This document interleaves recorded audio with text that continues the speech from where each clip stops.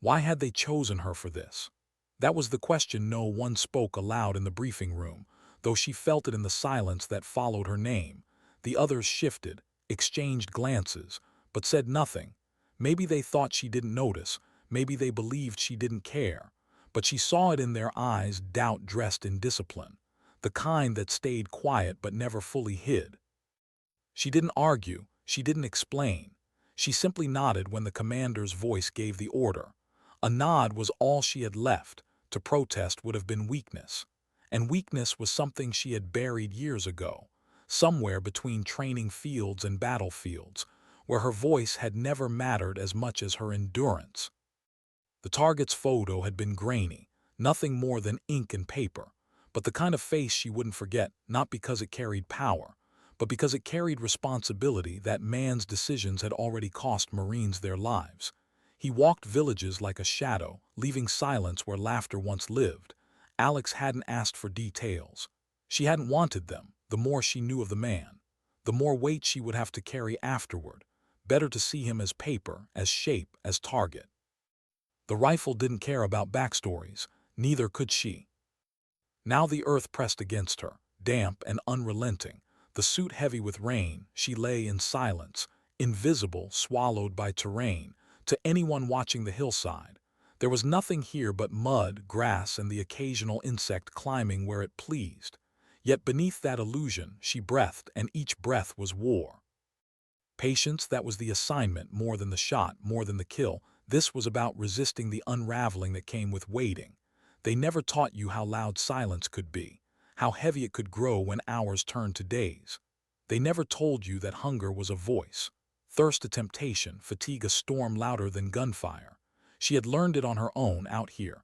The rifle was not just a tool, but a rhythm, every inhale lined with steel, every exhale pressed against the stock. She was not meant to think about time, she was meant to erase it. The storm rolled above her, a low growl, as if the sky itself resented her presence. Raindrops struck her hood, slid down, and gathered on the barrel before releasing into the earth with quiet precision. She matched them. One drop, one breath, another drop, another breath. Patience was currency. She spent it second by second, refusing to go broke. Her body ached, knees pressed into mud, arms stiff, back screaming. She remembered her instructor's voice during training, the rasp of a man who had crouched over her and whispered, "The rifle never lies, you will, your flesh will, but the rifle won't." She carried those words now, replaying them every time her body begged to move. The rifle didn't care that her elbows burned, that her calves threatened to cramp, that her lips had split from thirst. The rifle only cared about steadiness. Sometimes she thought she could hear the others from training, names she remembered, faces she had buried, Marines who had failed when the stillness became unbearable, who had broken cover with a cough or a twitch and paid the price. She thought of them as she pressed her chest deeper into the mud. She would not join them, not today. A patrol moved below, uniforms faded, rifles slung without care, boots sinking into soil. She tracked them through her scope, though they weren't her mission. She could see the smoke curling from a cigarette, smell it even, acrid in her lungs. The temptation to cough was sharp, violent instead. She bit the inside of her cheek until blood coated her tongue. Better the taste of iron than the sound of weakness. The patrol passed, never knowing death had been staring at them from the ridge. Alex did not relax. She didn't even blink more than necessary. One twitch, one flinch, and the stillness would be broken. She thought again of her commander's order. Neutralize him, time frame indefinite, not a day, not a night, not a promise of relief, just indefinite. That word lived inside her now, heavier than her rifle, heavier than her gear. Indefinite meant she didn't know when the test would end. Indefinite meant she could rot here, unseen, unacknowledged, and it would still be considered duty. She sipped from her canteen, one swallow, no more. The water wasn't just hydration, it was her clock. When it ran out, so would she. She knew how many swallows she had. She knew how long she could last if she stretched each one thin. That was survival, not skill, not strength, but mathematics of the body. The valley moved in rhythms, grass swayed, wind shifted, shadows lengthened and shrank. She memorized every pattern. The more she knew of them, the faster she would see what didn't belong. Anything unnatural would scream in silence, and she would answer. Still, there were doubts. They came in quiet waves when fatigue pressed hardest. What if the intel was wrong? What if the officer never came? What if command had left her here to rot, forgotten, expendable? She shut those thoughts down, but they always returned. Each time they did, she went back to her breath, to her rhythm, to the mantra she had carved into herself. I am the unseen. I am the patient. I wait where others cannot. Her world had narrowed to the scope, to the circle of glass that was both sanctuary and prison outside it. Life moved inside it, she measured. She was not meant to look away, not meant to wander. She lived in that small circle as though it was her only heartbeat.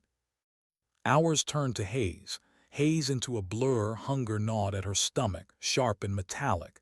She chewed a ration bar, dry as chalk. But it tethered her back to routine.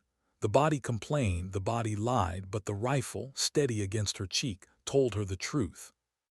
And somewhere below, in a valley that did not know her name, was a man who believed himself untouchable. But she was waiting. Not for him. For the moment when patience itself would turn into violence. How long had it been since she last blinked? Alex couldn't tell anymore. Her eyes burned, vision narrowed, but she kept them pressed against the glass. Time had lost its shape. It wasn't hours or minutes anymore. It was breaths, raindrops, the tremor of insects crawling across her cheek. The world had become a series of small torments, each one begging her to surrender. A beetle crawled across her trigger guard, pausing as if it too was testing her resolve. She could have crushed it with a twitch of her finger, but she let it stay. Every nerve in her body screamed for release, but she them all. A sniper does not scratch. A sniper does not flinch. To move was to die. Yet the stillness was not silence. Inside her head, echoes stirred, voices of instructors, their cold rasp reminding her that the scope was not a window, but a trap. Another warned her that doubt was poison, more lethal than any bullet. A third voice whispered the harshest truth. Patience, when stretched too far, became its own kind of violence. She wanted to believe she was stronger than those voices, but then came the hallucinations, shadows forming into silhouettes, the flicker of imagined movement where there was none. More than once she thought she saw the officer himself, stepping into her crosshairs, face sharp and certain, only to blink and watch him dissolve into nothing but grass swaying in the wind. The valley mocked her. Each ripple of nature blurred the line between real and imagined. She told herself again and again that the rifle was truth, that the crosshairs never lied, but even truth was heavy when the body was broken. Her stomach twisted with hunger, mouth dry with the taste of copper. She rationed her water in sips so small they barely touched her throat. Her body had stopped asking for relief. Now it begged only to move. Every joint ached from pressure. Her calves coiled in cramps so sharp they threatened to tear her apart. She answered them with silence. Then came the sound, boots crunching through wet grass. She didn't move, not even her head. Only her eyes shifted through the scope, narrowing on the blur of shadows advancing in formation, soldiers sweeping the ridge. Their line bent toward her position, methodical, precise. Her heart slowed instead of quickened, not calm, but control. Every inhale was thin, painful, every exhale barely audible. The mud pressed against her felt too shallow, too fragile. If they came closer, if they looked long enough, she would not remain unseen. One man lagged behind, cigarette burning between his fingers. The smoke spiraled upward, reaching her nostrils like a claw. The urge to cough was immediate, violent, tearing at her throat. She bit down hard, jaw locked, blood filling her mouth again. The pain was anchor, the blood was silence. She refused to give herself away. And then the shadow of a soldier passed so close that his boot was nearly on her rifle barrel. She could see the stitching of his trousers, the mud on his soles. She could hear the faint shift of his sling. Every second stretched into eternity, the line between existence and discovery thinner than breath.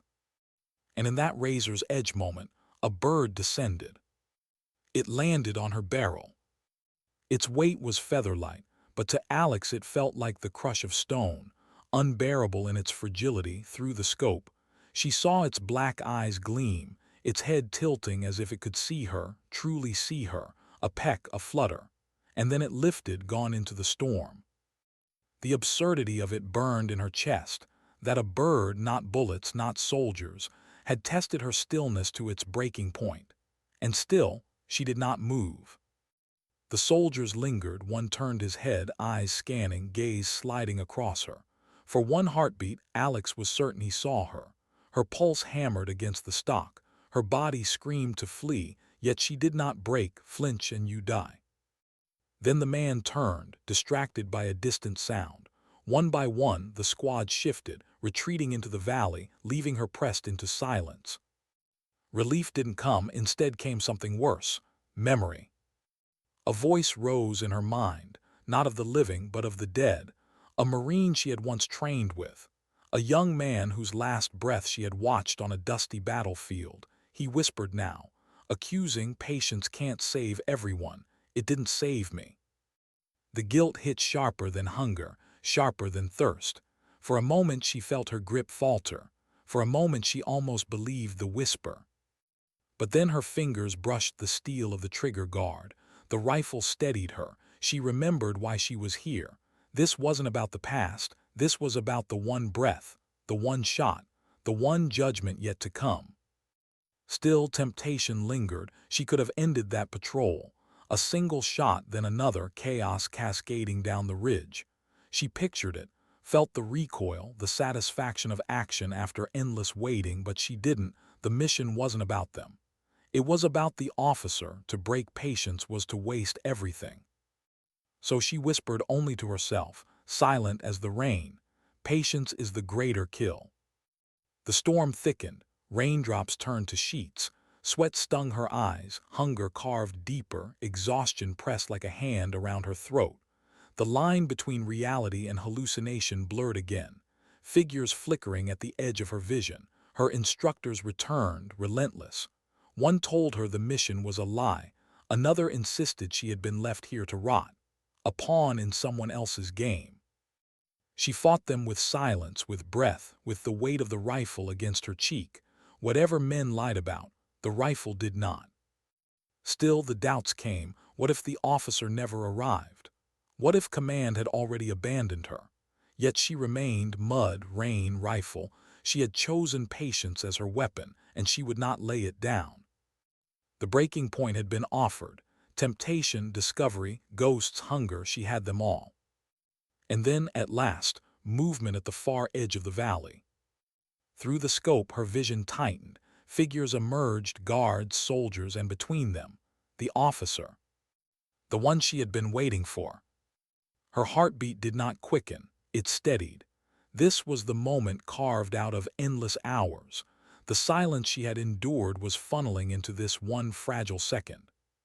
She breathed, measured, patient, and began to prepare.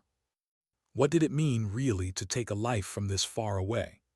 Alex had asked herself that once, long ago, before the training had stripped questions from her. But now, with the officer stepping into her glass world, the question returned, heavier than her rifle, heavier than the rain. She watched him move, flanked by guards who carried themselves with the ease of men certain they were safe. His shoulders were squared, his gestures careless, as if the valley itself belonged to him, to the soldiers around him. He wasn't just a man, he was command, authority, the spine that held their fight together to her. He was still only a photograph, now given flesh. Her breath slowed, her body settled into ritual. First came the wind. She studied the grass, the bend of branches, the shifting rhythm of raindrops. Then the distance, measured and measured again until the numbers etched themselves into her bones, humidity, temperature, air density. Every variable accounted for, every detail rehearsed. She eased her breath into rhythm, inhale, hold, exhale. She had done this 1,000 times before, but never with stakes this sharp, never with silence this heavy. Her finger brushed the trigger, not pressure, not yet just touch, just reminder. The rifle was alive in her hands. Its heartbeat merged with hers, steel and flesh aligned. She tracked his chest first, center mass, the sure kill, then instinct pulled her up to his head. To the precision of vanity she dismissed it. A sniper's art was not pride. It was certainty. The chest was the answer. The chest would end him clean. The world outside her scope disappeared. The chatter of guards, the echoes of the storm, the ghosts whispering in her mind, all dissolved. There was nothing but the crosshairs and the slow, deliberate squeeze she had been trained for since the first day she touched a rifle. For a heartbeat, even the rain seemed to pause. And then steel broke. The rifle cracked. The valley split with sound. But to Alex's ears, it wasn't noise, it was judgment. The recoil pressed into her shoulder, absorbed, expected, almost welcomed through the scope. She watched the officer seize. His chest erupted as the bullet tore through him. His face froze mid-sentence, eyes wide with realization, and then he collapsed into mud, lifeless before he hit the earth. Chaos ignited instantly. Guards shouted. Rifles swung upward, civilians screamed, soldiers scattered, frantic eyes searching the ridge. But Alex did not move. Her breathing remained steady, her scope remained fixed. She tracked their panic with cold detachment, knowing none of them would find her.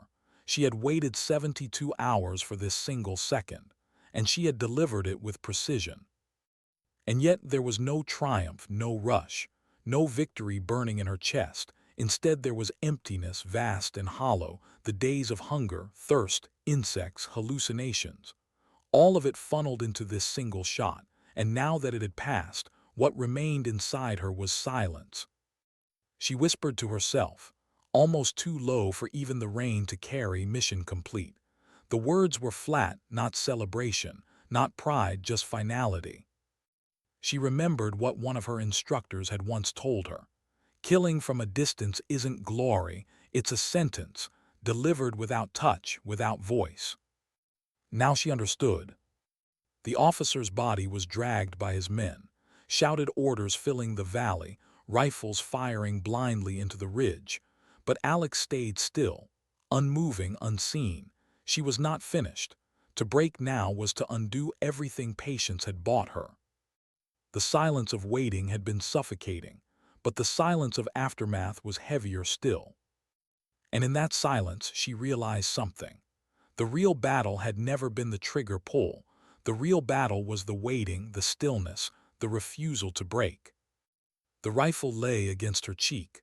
No longer heartbeat, no longer pulse. Now it was weight, a reminder of what had passed. She closed her eyes for a fraction of a second, letting the rain press against her skin. Then she opened them again, because the mission wasn't over. The shot had been fired, but now she had to leave. The exfiltration would demand as much patience as the kill itself. And ghosts did not linger. How does a ghost leave a battlefield? Not with speed, not with triumph, with patience, the same way it came. Alex stayed pressed into the mud as soldiers below scrambled, their voices sharp, their rifles searching shadows. They fired wildly into brush and rock, certain the sniper was still there. Watching, they weren't wrong, she was watching, but they would never see her.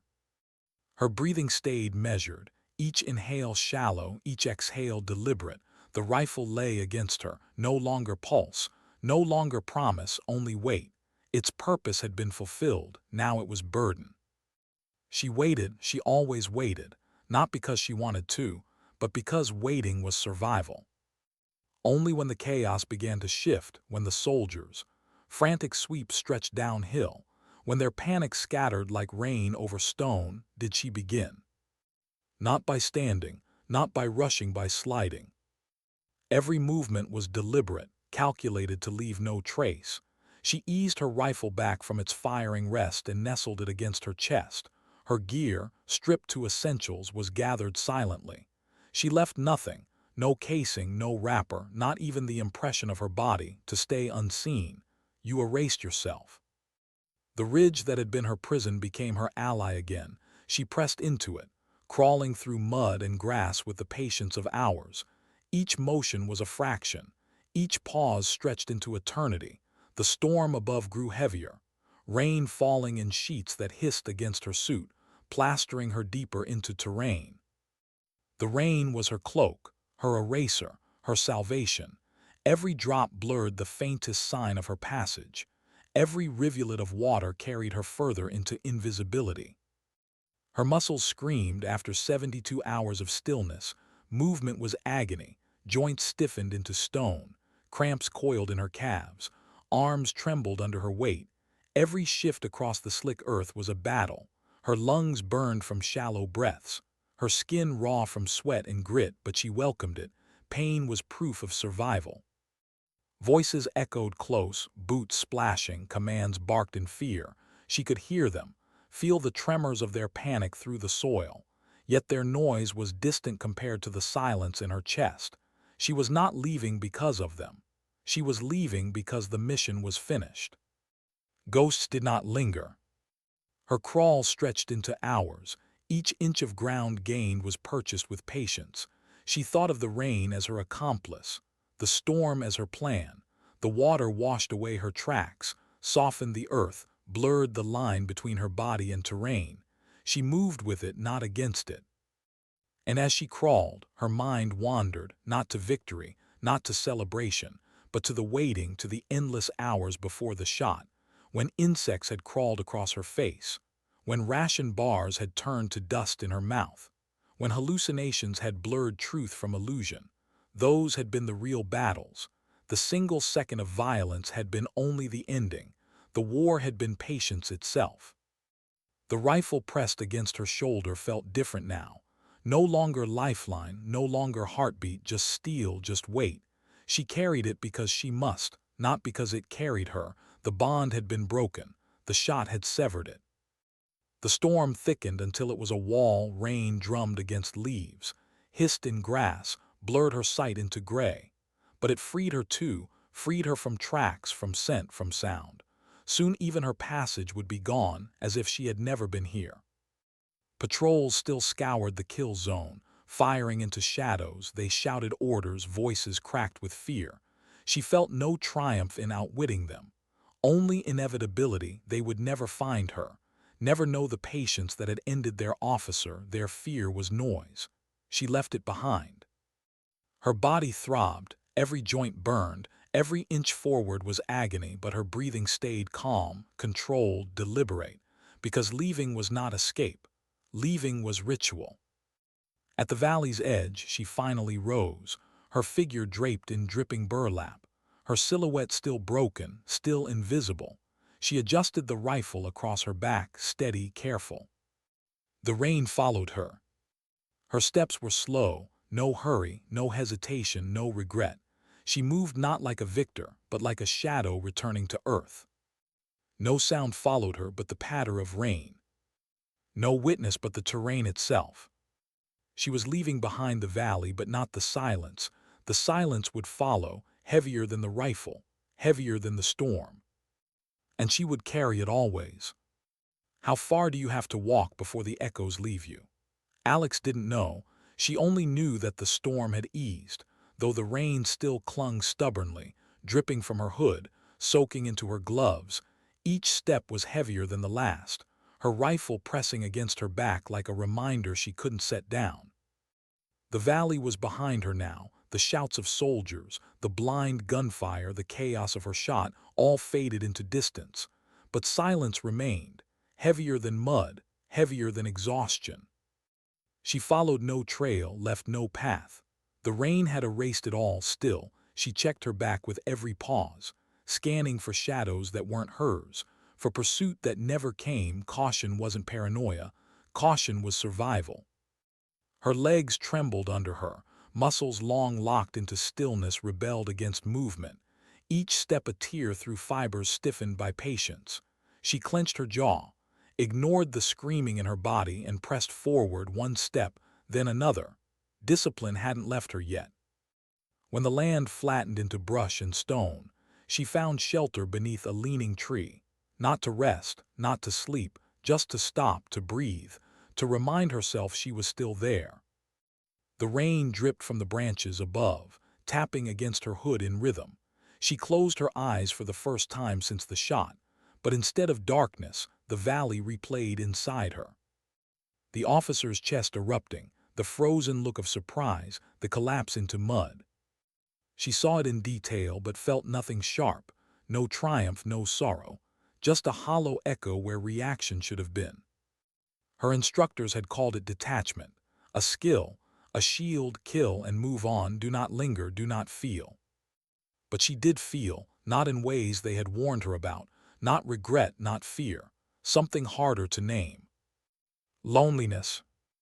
The waiting had demanded that she erase herself, hours, days spent invisible, silent, still. Now, even in motion, she still felt erased, as if part of her had been left behind in the mud. She whispered names under her breath, the ones she had recited in the hide, Marines she had trained with, voices that had once pushed her harder, longer, some still alive, some buried. The names steadied her even as they ached. Each one reminded her why she had endured, why she had waited, why she had killed. But memory was cruel. It gave her not only the names of the living, but the faces of the dead, the Marine who had fallen under her watch, dust in his lungs, eyes fading while she could do nothing. He had whispered once, "Patience won't save me." And he had been right. The shot she had fired in the valley had saved no one she knew. It had ended a man whose death would matter on paper, in reports, in briefings she would never attend. But it had not brought back the voices she carried. It had not lifted the silence. She chewed the last piece of her ration bar, chalky and dry. It stuck to her tongue. But she forced it down, routine, always routine without it. Her mind would wander too far into questions she couldn't afford to answer. Her canteen was nearly empty now. She tipped it back, let a swallow wet her lips, then sealed it tight. She didn't know how much farther she would need to go before extraction. Indefinite, always indefinite.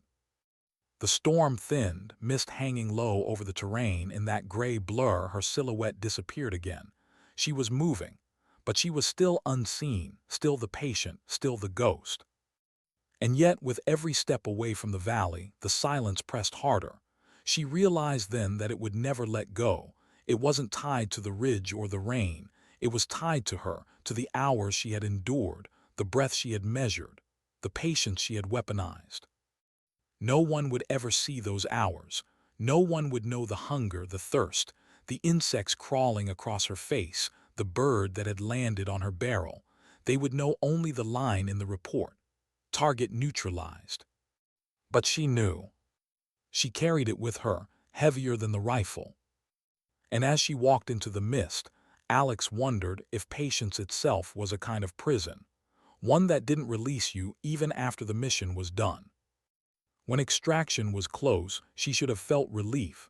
That was what the manuals promised. What the briefings implied, survival meant success, and success meant satisfaction, but Alex didn't feel it. The terrain had shifted into scrub and rock, higher ground that gave her distance from the valley. The voices of the soldiers were gone now, their search scattered and frantic behind her. She was alone, entirely alone. And still her body moved as if hunted, each step low, each pause deliberate, each scan of horizon careful, old habits unshakable. She reached a rise and crouched behind it, her knees aching from the effort, her suit, soaked and heavy, dragged against her like chains. She peeled it back just enough to breathe without fabric clinging to her face. The air tasted of wet stone, sharp and cold. Her hands trembled, not from fear, from fatigue. Days of stillness had locked her muscles into iron. Now every movement was jagged, stiff, as though her body no longer remembered how to belong to her. She leaned the rifle across her knees. For 72 hours it had been heartbeat, pulse, ritual. Now it was only steel, foreign and heavy. She stared at it, as if seeing it for the first time. It was her art, her creed, her proof of discipline. But in this moment it looked more like burden than salvation. The rain eased further, mist thinning into strands that clung to her eyelashes. Through it, the land stretched empty and endless. She could almost believe no one else existed, that the valley behind her had been a hallucination, that the man she had killed had been just another shadow in the storm. But she knew better. Her body remembered the stillness, the patience, the endless waiting that had carved her hollow. She had endured it. She had passed the test.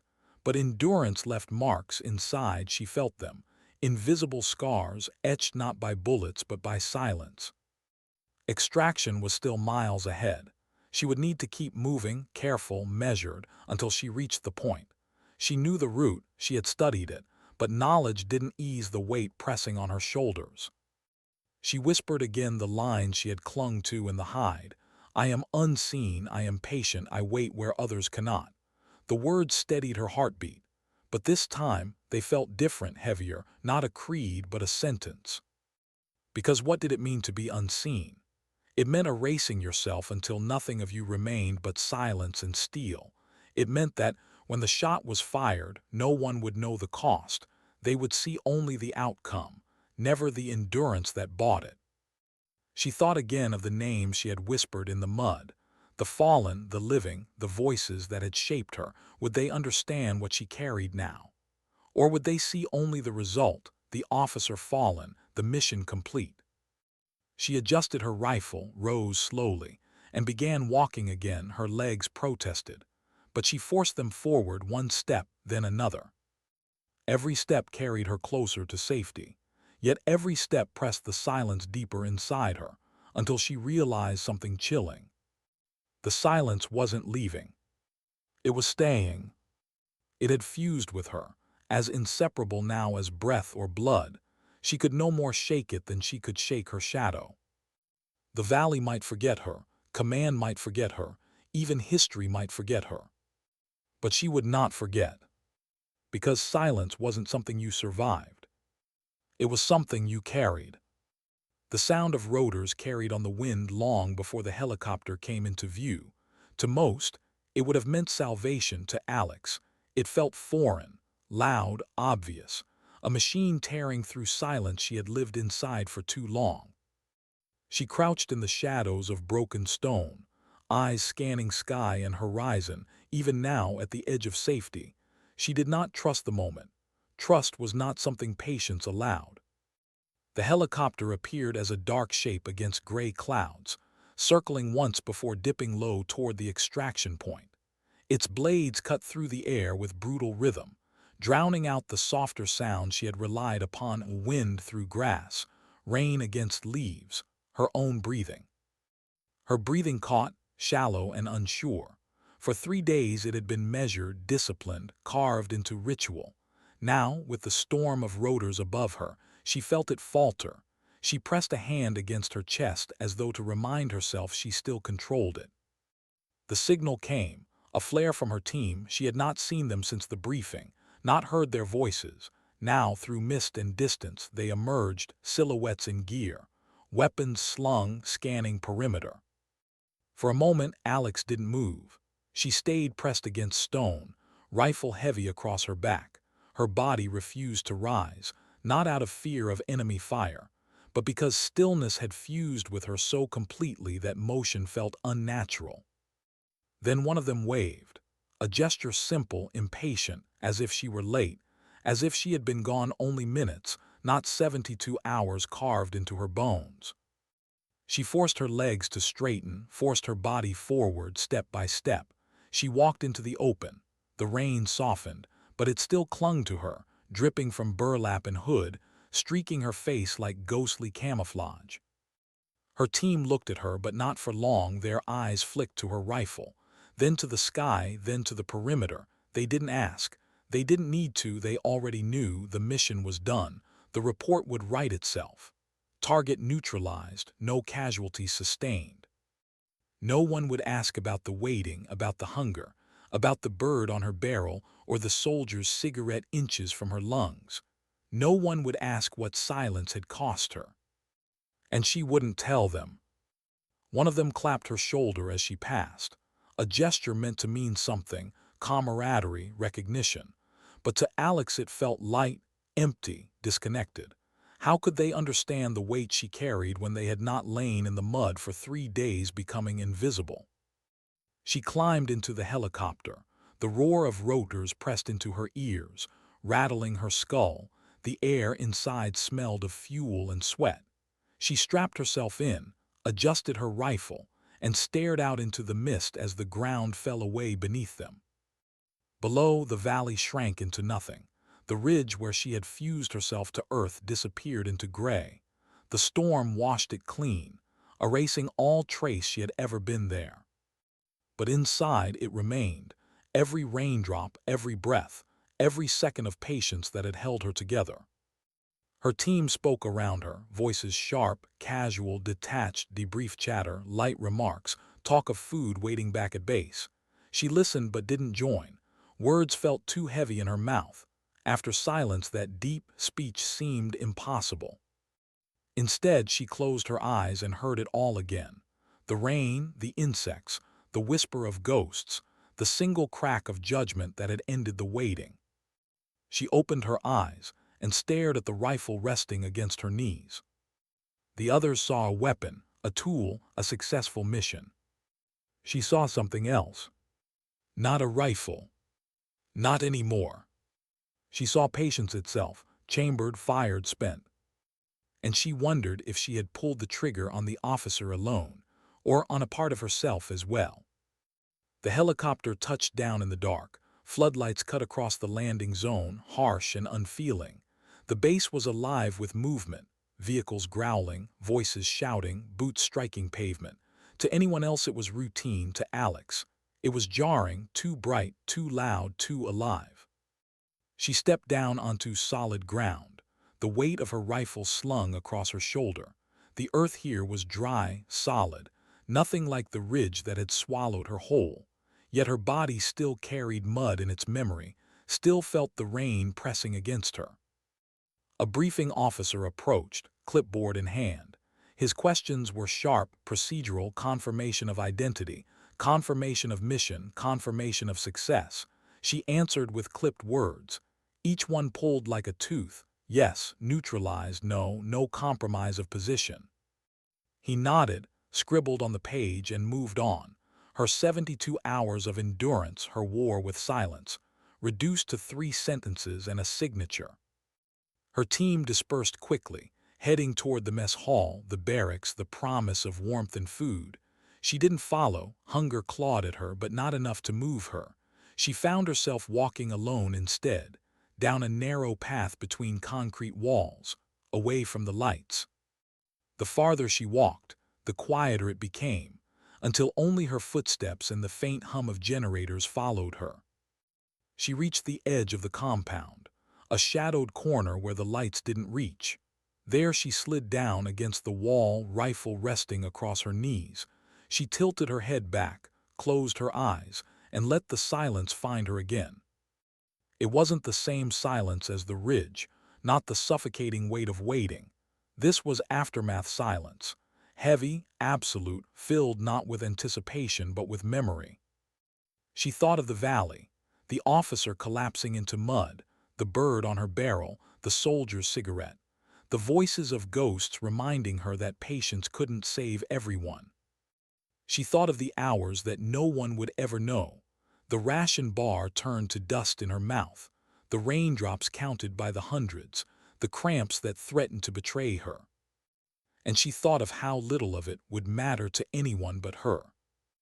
There would be no medal for patience, no recognition for endurance. The record would show only the end.